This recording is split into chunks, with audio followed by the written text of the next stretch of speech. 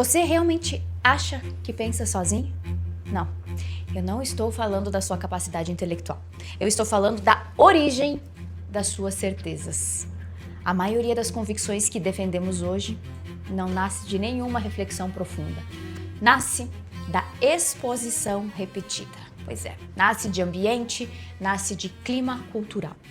Nossas mentes absorvem informações o tempo todo. Mídia, redes sociais, amigos, família, cada fragmento molda a percepção. E quase nunca percebemos o quanto estamos sendo moldados. Quando eu comecei a estudar isso, eu percebi que muitas opiniões que eu considerava minhas eram construções acumuladas ao longo dos anos. E questionar isso foi extremamente desconfortável, mas eu te garanto, foi libertador. E essa história não começou agora, então presta bem atenção que eu vou te explicar o início disso tudo. A profissionalização da propaganda Presta atenção! Em 1928, um cara chamado Edward Bernays publicou um livro chamado Propaganda. Ali, ele sistematizou algo que já vinha aplicando desde a década de 1910. A ideia de que era possível engenhar o consentimento. Já parou para pensar nisso? Pois é. Durante a Primeira Guerra Mundial, que foi ali entre 1914 e 1918, o Bernays trabalhou no Comitê de Informações Públicas dos Estados Unidos, criado em 1917 para convencer a população americana a apoiar a entrada na guerra. Ele aprendeu ali que emoções mobilizam mais do que argumentos técnicos. Na década de 1920, aplicou um desses princípios ao consumo.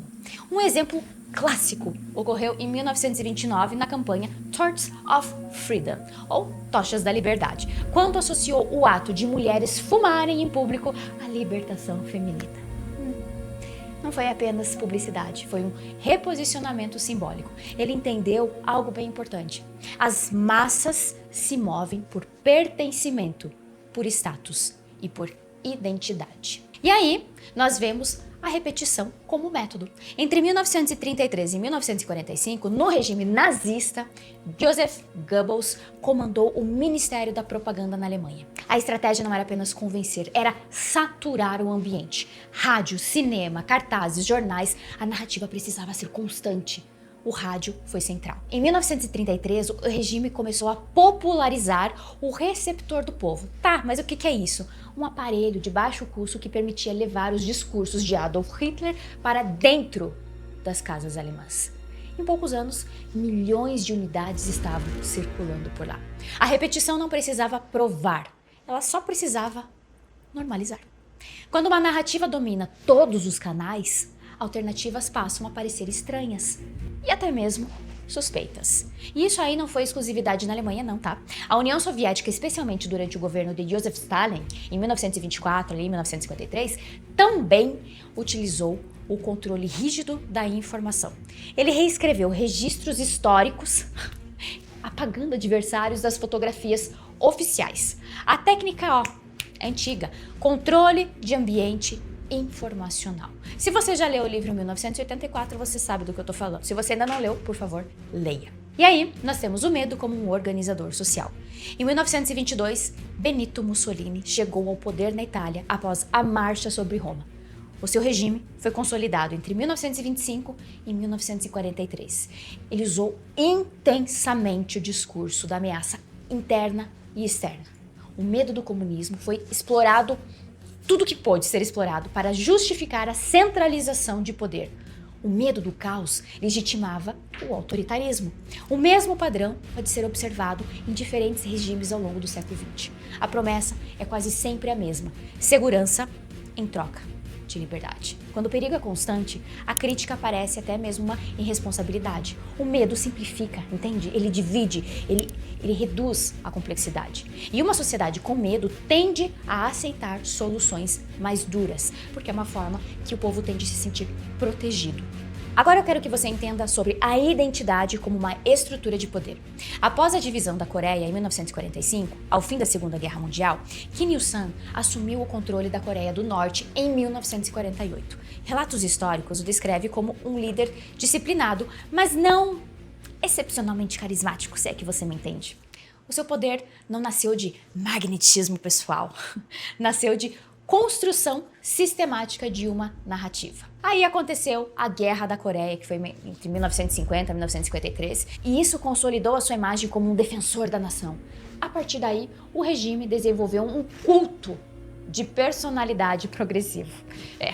Pensa, livros escolares passaram a apresentá-lo como estrategista brilhante desde jovem.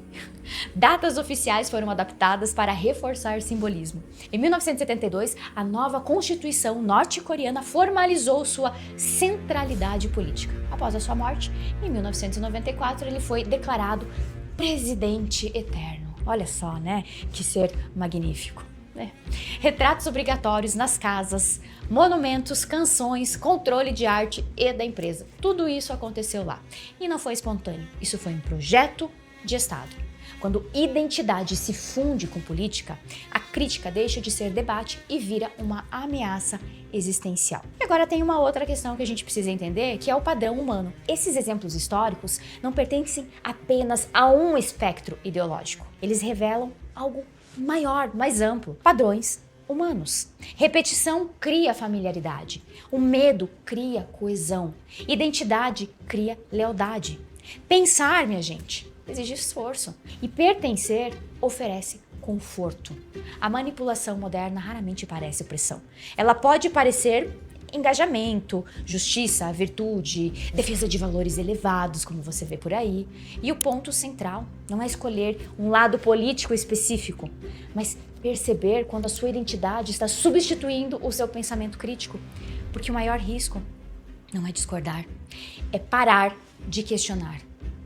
Agora deixa eu contar para você que eu tenho um curso chamado A Mente Esquerdista e lá eu explico como que funciona o aspecto emocional das pessoas que se conectam com a ideologia da esquerda. E você vai ver que a questão é muito mais profunda do que a gente pensa, que os fatores emocionais, eles são constantes dentro dessa vertente psíquica e que compreender como isso acontece dentro do aspecto psicológico das pessoas, vai ajudar você não só a entender melhor esse mundo psíquico diferente, mas no debate, ao conversar com uma pessoa que defende essa ideologia e principalmente vai te colocar num nível intelectual superior, porque você não vai falar apenas como uma reação ou repetir coisas que você vê por aí. Você vai falar com propriedade, com compreensão daquilo que você está defendendo. Então olha só, aqui na descrição desse vídeo tem um link, você vai clicar nele e vai ser direcionado para a página onde vai ter uma degustação de como é esse curso. Eu tenho certeza que você vai gostar, então vai lá conferir.